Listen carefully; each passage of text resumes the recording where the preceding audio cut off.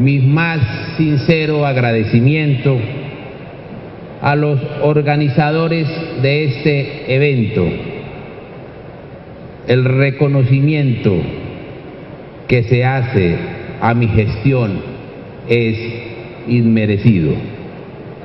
Solo he tratado de cumplir con mis deberes constitucionales. Cuando decidí aspirar a la Procuraduría hace ya casi 5 años, fui plenamente consciente de los mares bravíos que debía navegar. No en vano, dentro de sus roles constitucionales sobresalen la protección de los derechos humanos, la defensa a la sociedad y del patrimonio público.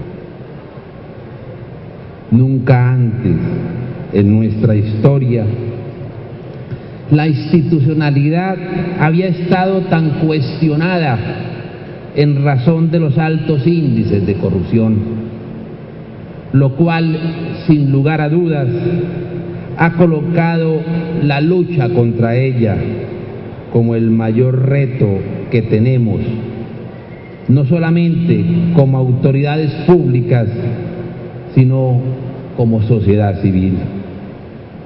Frente a ello, podemos decir que se ha ensayado todo, o casi todo, sin mayor éxito. La política pública en esa materia es y ha sido deficitaria.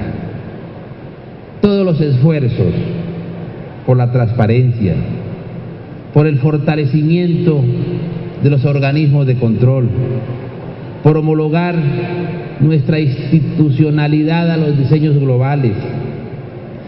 Creo que no hay convención sobre la materia que el Estado colombiano no sea signatario.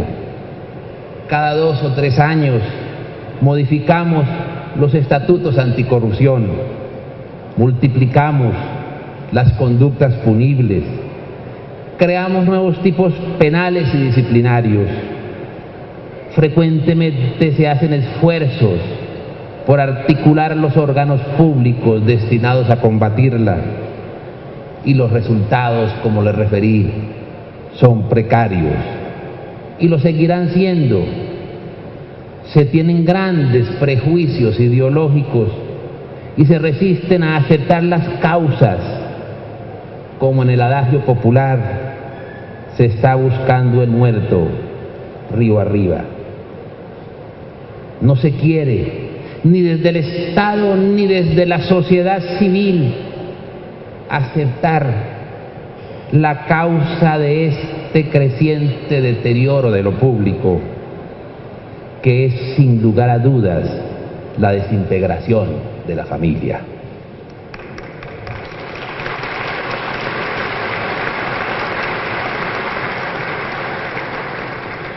Que es sin lugar a dudas la desintegración de la familia como célula vital de la sociedad.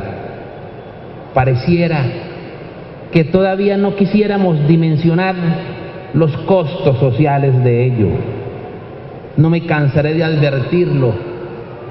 Si hoy tanto se echa de menos la ausencia de virtudes cívicas, es decir, de buenos ciudadanos, es precisamente porque cada vez tenemos menos familia.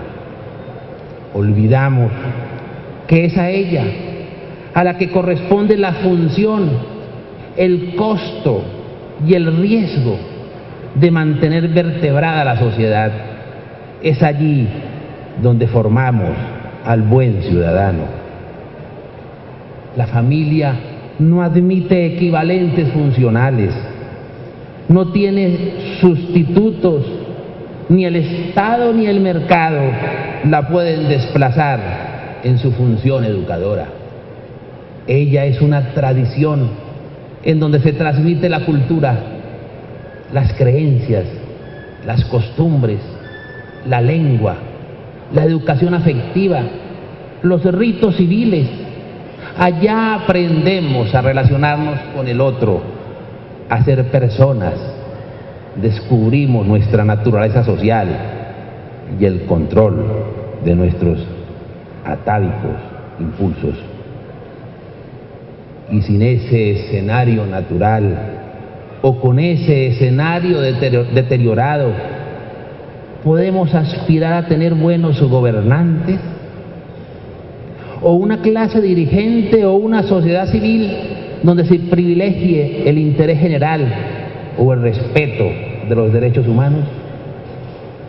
Todo atentado contra la familia es un atentado contra la sociedad. Y se atenta cuando se considera que el aborto es un derecho y un derecho fundamental de la madre. Ello se está convirtiendo en el más cruel y silencioso holocausto contemporáneo.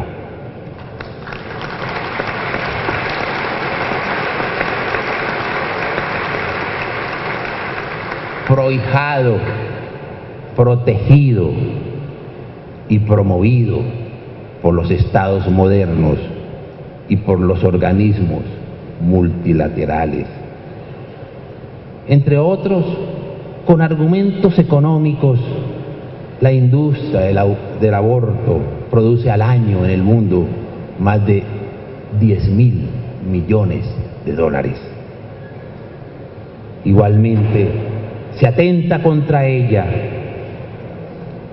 otorgándole a la cultura de la muerte instrumentos jurídicos para convertir en derecho cualquier acción contra el que está por nacer o el que está por morir. Hoy el derecho a la eutanasia y a la eugenesia aparece como políticamente correcto. Esta es la verdadera herencia del nazismo.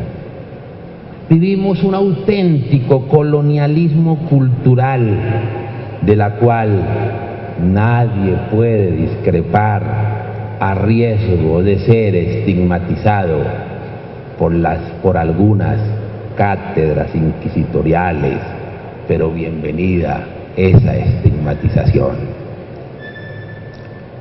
Hoy se pretende que el defender la vida o la familia tradicional conformada por el matrimonio celebrado entre uno y una es igualmente reaccionario, antidemocrático y homófobo.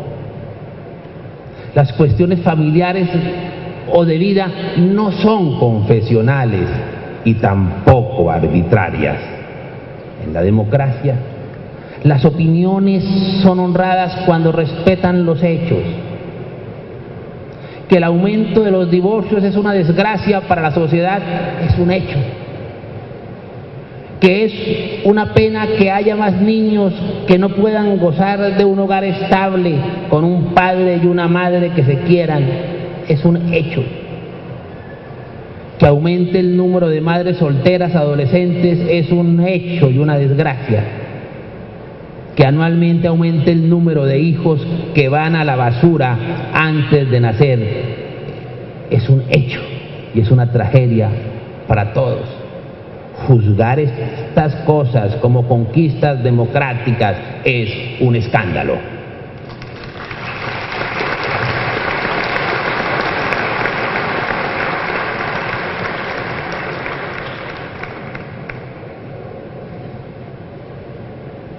Ahora comprendo lo que afirmaba Bujarin. No será posible ninguna revolución mientras exista la familia.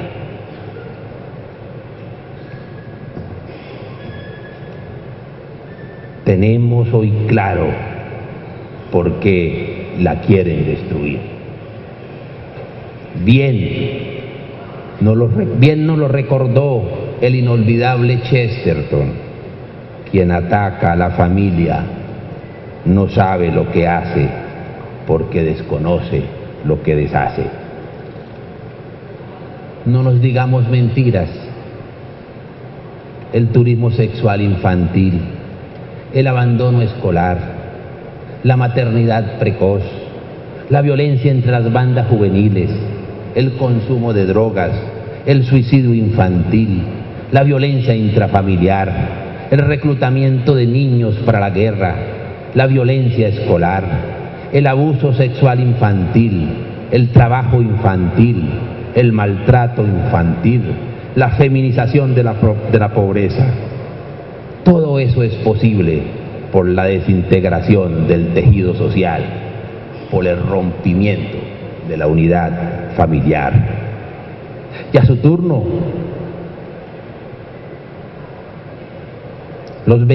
son beneficios de las familias estables, los menores índices de mortalidad infantil, los menores índices de alcoholismo y drogadicción, los menores índices de delincuencia a partir de la pubertad, los mejores resultados académicos, las menores incidencias en enfermedades mentales, menos relaciones sexuales precoces y por tanto menos embarazos adolescentes, menor abuso y maltrato infantil. Los miembros de las familias estables son más disciplinados en el cumplimiento de las normas legales y sociales. La creación de capital humano y capital social es inigualable. La sociedad no tendría con qué pagar lo que la familia hace gratuitamente. Incluso desde el punto de vista macroeconómico, la familia genera grandes beneficios. El Estado debe fomentar políticas públicas y económicas que faciliten el surgimiento de más y más familia. Una sana política económica o social debe tener como centro a la familia. Con razón, el primer ministro británico David Cameron, tras los actos vandálicos sufridos por su país en el verano de 2011, hacía la siguiente declaración: lo que todos se preguntan una y otra vez es ¿dónde están los padres? Por tanto, si queremos tener alguna esperanza de arreglar nuestra sociedad rota, debemos comenzar por la paternidad y la familia. A partir de ahora, decía Cameron, quiero que se aplique un test de familia a todas las políticas públicas nacionales. Si hace daño a las familias, si perjudica el compromiso, si pisotea los valores que mantienen la unidad entre las personas o si impiden que las familias permanezcan unidas, entonces no lo haremos. Discurso pronunciado el 15 de agosto de 2011. Otro autor, no muy ortodoxo como Honorato Balzac, lo describió de manera luminosa. No hay nada más sólido sino lo que es natural, y la cosa natural en política es la familia. La familia debe ser el punto de partida de todas las instituciones. Es en la regeneración de la familia que se encuentra el principio de la regeneración social. Y ni Chesterton, ni Cameron, ni Balzac eran de la nómina paralela de la Procuraduría.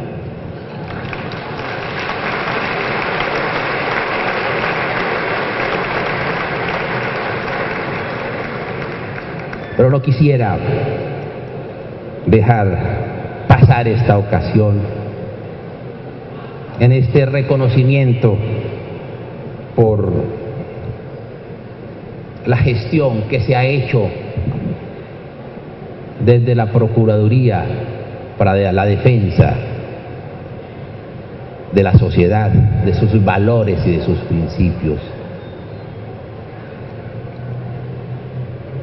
Digo, no quiero dejar pasarla sin detenerme en un aspecto, en un punto que también en la hora de ahora estoy comprometido en ejercicio de mis roles constitucionales.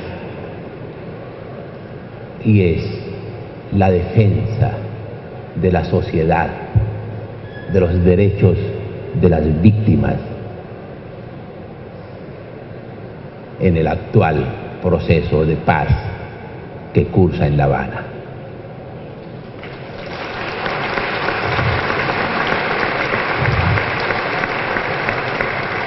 Y en ello debo decir con toda tranquilidad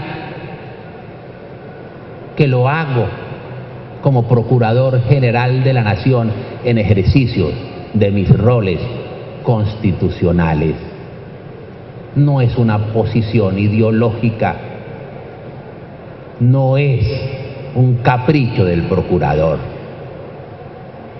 es que a mí me eligieron para defender a la sociedad, para defender el interés general y para defender los derechos de las víctimas.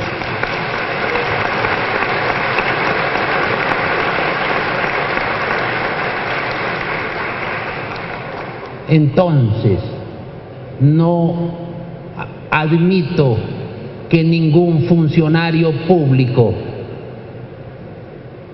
se atreva a señalar al procurador como un enemigo de la paz, porque están muy equivocados. No hay colombiano alguno que sea enemigo de la paz.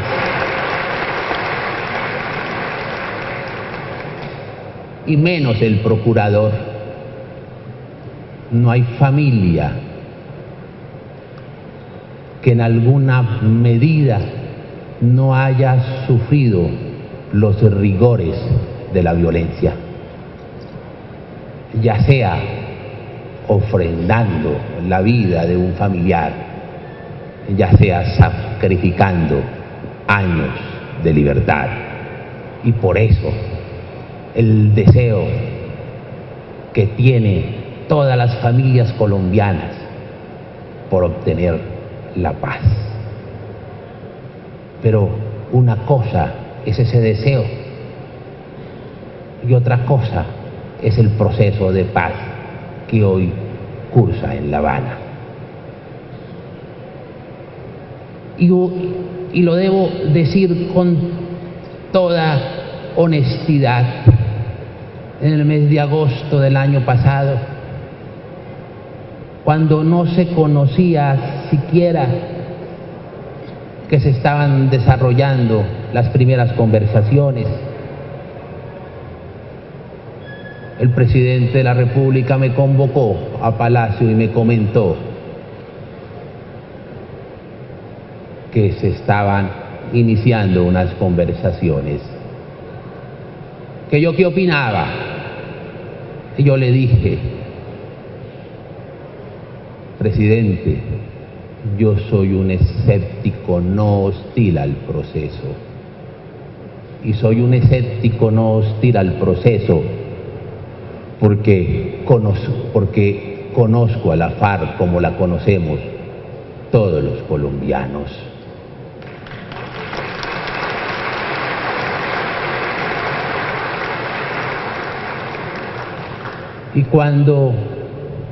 Y permanecí silente y observante. Y lo mismo lo dije en mi discurso de posesión el 14 de enero del presente año. Seré vigilante del proceso de paz y seré vigilante en orden a la defensa de los derechos de las víctimas y de nuestro ordenamiento jurídico. Entonces, cuando presenté el concepto ante la Corte Constitucional, manifesté ya no mis dudas, sino la posición jurídica frente al diseño jurídico que se ha elaborado y que se ha conocido como el marco jurídico para la paz. No me voy a detener en consideraciones muy jurídicas porque desde luego, no es el escenario apropiado. Pero sí debo decirles que la paz, que el proceso de paz, que el diseño de justicia transicional tiene unos límites, no solamente en nuestro ordenamiento jurídico, sino en los compromisos que internacionalmente el Estado colombiano ha firmado. Los compromisos y los límites son elementales frente a los delitos de lesa humanidad y los crímenes de guerra y los genocidios. No pueden haber ni amnistías ni indultos. Y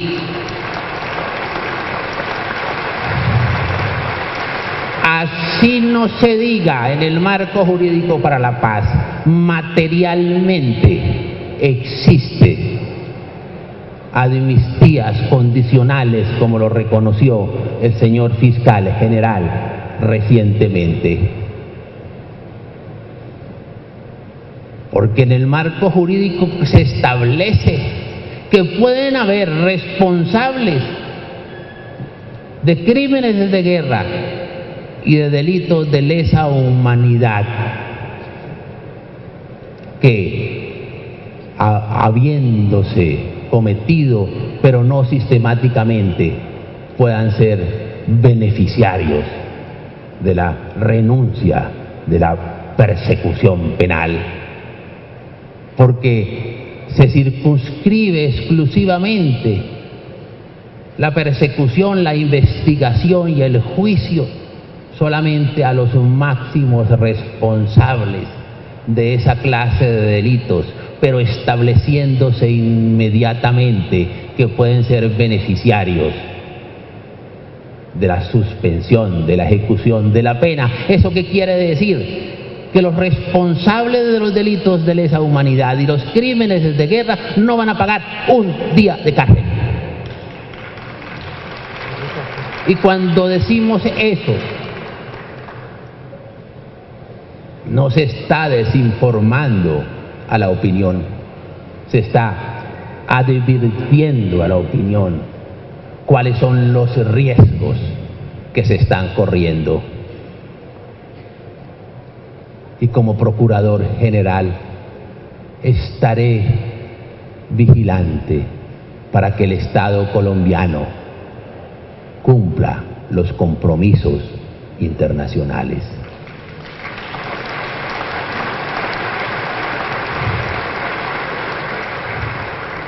Lo que se plantea es una caricatura de justicia. No nos digamos mentiras.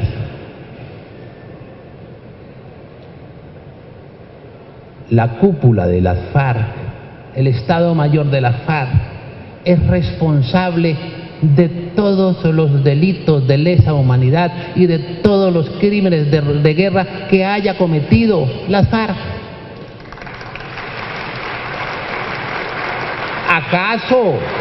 ¿Acaso la FARC no es una empresa criminal? ¿Acaso la FARC no es una estructura organizada de poder?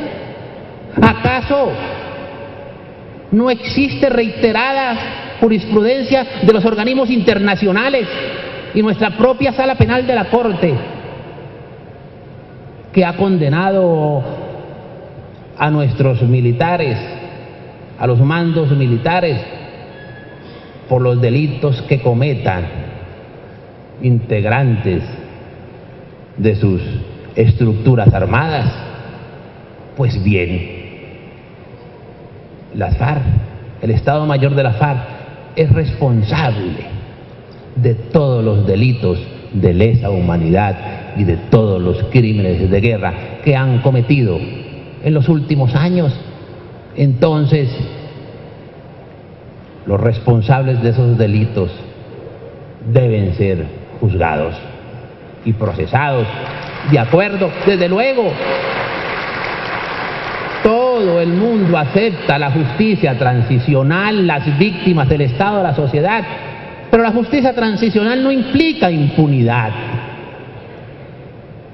Aquí, y la Procuraduría no está diciendo que los guerrilleros rasos deben ser procesados y condenados, no. En Colombia desde el año 97 existe la justicia transicional,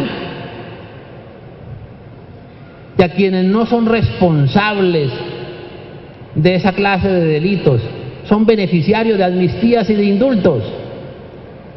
Pero acá,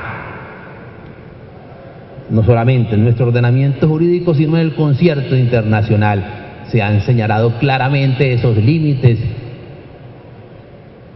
No solamente los convenios de Ginebra, el Estatuto de Roma, que es sumamente claro, desde su preámbulo hasta los primeros 23 artículos, cuando señalan que ellos tendrán competencia cuando alguno de los Estados partes profieran decisiones con el propósito de sustraer la responsabilidad penal en aquellos delitos de los cuales los organismos internacionales son competentes, y esos delitos son los crímenes de guerra y de lesa humanidad.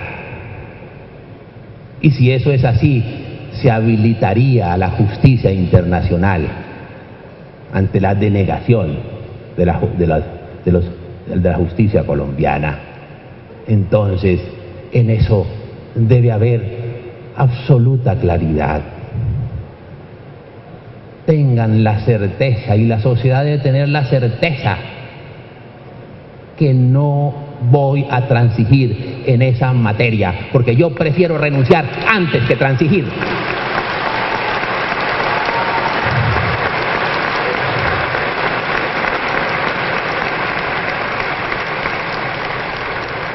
Al procurador, cualquiera que fuese, pero ahora estoy yo, se le elige para ser garante de garantías, para defender los derechos fundamentales, para defender el ordenamiento jurídico, para ser el representante de la sociedad, y entre ellas, por supuesto, a las víctimas. Y lo he dicho y lo he repetido ahora y a deshora, a tiempo y a destiempo, con prudencia y con imprudencia. Lo que acá se pretende es sacrificar a las víctimas en el altar de la impunidad.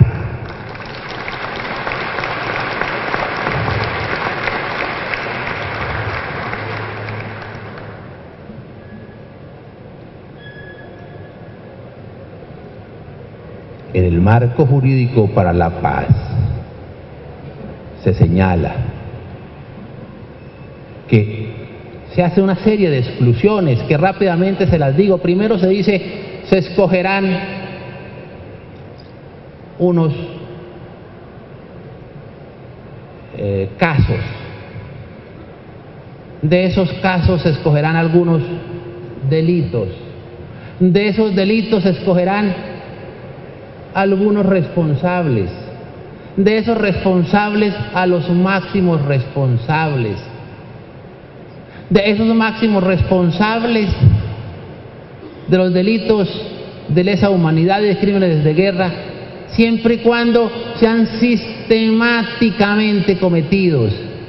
Pero incluso después de todas esas exclusiones, si algunos quedaren, ellos podrán ser beneficiarios de la suspensión, de la ejecución de la pena. Si eso no es impunidad, díganme, ¿qué es impunidad?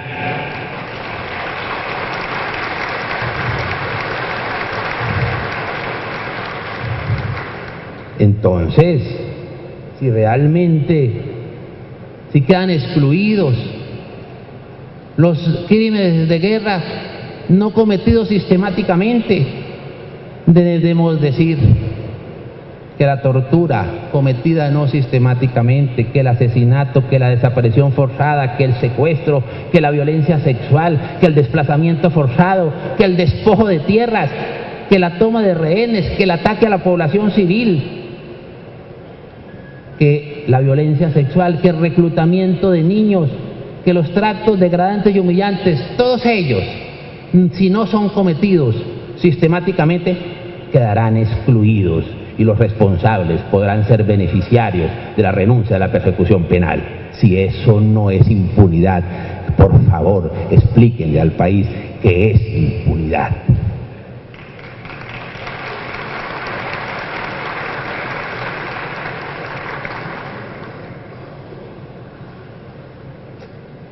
Pero iríamos a tener este escenario. Hagamos esta composición de lugar.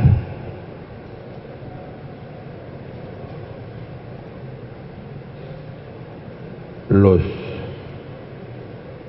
integrantes de la FARC, responsables de estos delitos mencionados, estos crímenes de guerra, los máximos responsables, sin un día de cárcel. Al lado de ellos, los jefes paramilitares, entre 5 y 7 años. Y al lado de ellos, los militares de nuestro ejército, responsables de los falsos positivos, con 40 o 50 años de cárcel.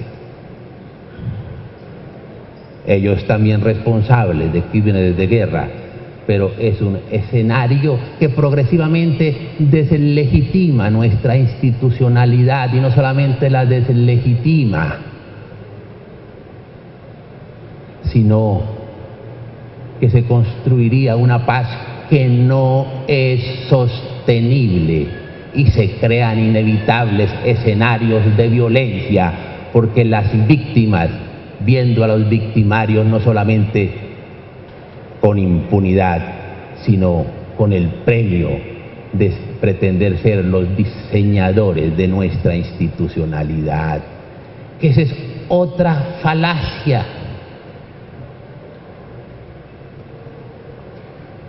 Más que falacia, es otra pretendida barbaridad, creer que pueden los responsables de estos delitos llegar directamente al Congreso de la República. Las actuales normas constitucionales lo prohíben. El artículo 179 es sumamente claro,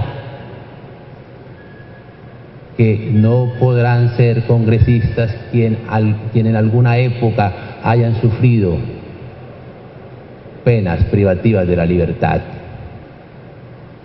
Igualmente, el artículo 122 establece que no podrán ser funcionarios públicos quienes hayan sido condenados, sean responsables de crímenes de lesa humanidad. Que pueda la FARC como movimiento político hacer política es otra cosa, pero no los responsables actuales de esa organización criminal.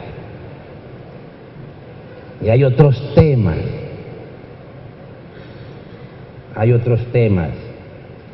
que valía la pena referir muy rápidamente y que tienen que ver con el elemento reparación y el elemento verdad. El Estado colombiano debe exigirle que la FARC entreguen las rutas del narcotráfico, porque ellos son narcotraficantes. No solamente están en armas, sino que ostentan su condición de narcotraficantes.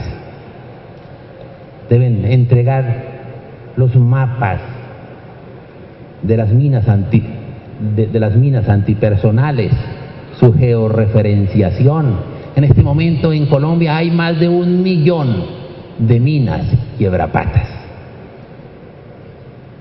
La ubicación de los desaparecidos, la entrega de secuestrados, ¿cuál es su paradero?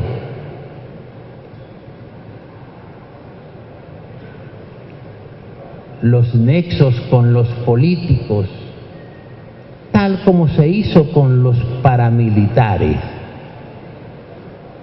¿Cuáles fueron sus alianzas? En alguna oportunidad recién posesionado dije algo que escandalizó a a algún sector que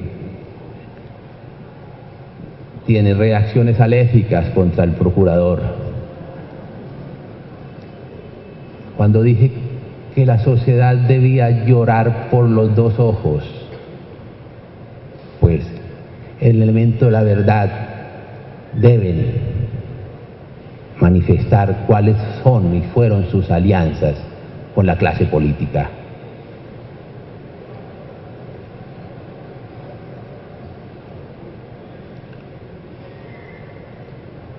La entrega de las armas, la entrega de las armas.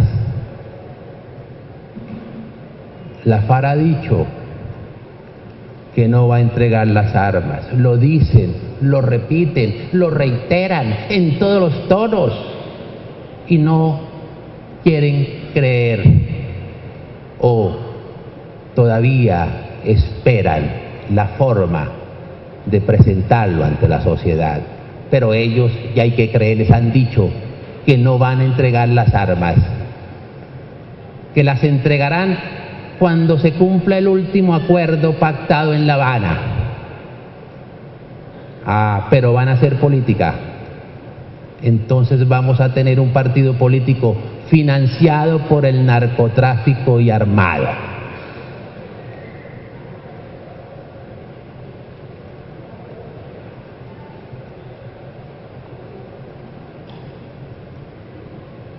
Hay que tener la suficiente claridad frente a este proceso. Yo tengo la doble condición de ser procurador, de tener unos deberes constitucionales y de ser la voz de la sociedad, el representante de la sociedad. Y por eso, cuando escucha uno de manera reiterada que la FARC dice que no entregará las armas, que no irá a la cárcel, que no se someterán a los jueces de nuestro Estado porque los considera ilegítimos, cuando dicen que no han secuestrado, que no han sido despojadores de tierra, que no han secuestrado, que no han reclutado niños, que no son víctimas, que el victimario es el Estado y que nunca han atacado a la sociedad civil. Hay dos opciones. Una, como se dice vulgarmente, que estén cañando y no es hora de cañar. Y otra, que lo crean. Entonces, frente a eso, el Estado no podría dialogar con quien considera que éste debe claudicar. Y no estamos frente a un ejército victorioso, sino que estamos ante un ejército diezmado. Y por tanto, si esas son sus pretensiones, si se mantienen en sus pretensiones, si a eso quieren someter al Estado, el Estado no podría seguir dialogando en esas condiciones y en esas circunstancias.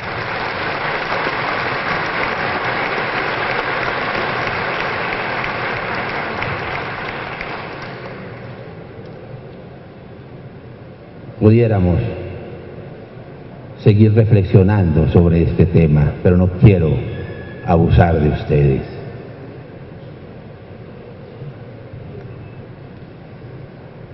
Debo confesarles que cuando me eligieron en la primera oportunidad, me encomendé a Dios y a la Virgen para poder cumplir fielmente mis responsabilidades constitucionales. Creo que las cumplí y que las seguiré cumpliendo. Y debo renovar esa consagración a Dios y a la Virgen, y desde luego a la Madre Laura Montoya, para que aclaren mi entendimiento y fortalezcan mi voluntad para seguir siendo luz en la poterna y guardián en la heredad. Muchas gracias.